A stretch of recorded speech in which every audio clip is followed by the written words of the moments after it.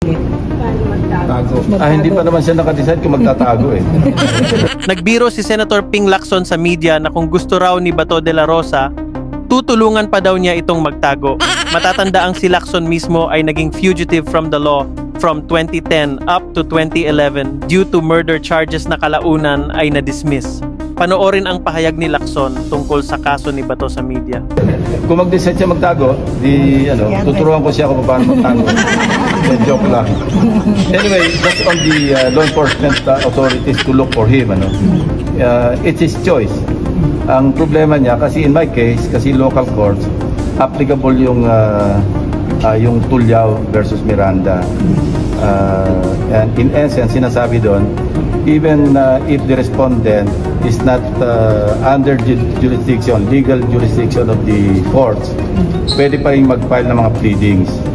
In his case, it won't apply. So hindi andar, so yung kanyang warrant of arrest will stay.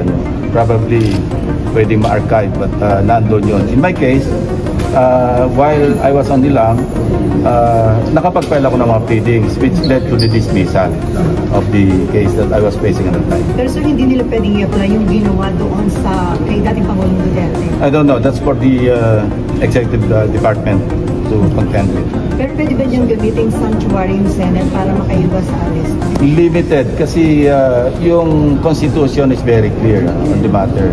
First, kung less than 6 years yung penalty, may immunity from arrest when Congress is in session. Yun ang mga limitations.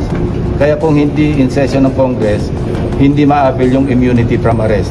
And yun nga, 6 years or less.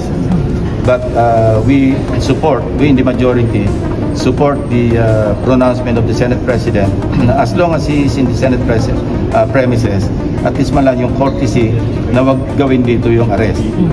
Well, if it comes to that, then we will have to tackle it, and probably kanya pa rin call yun eh.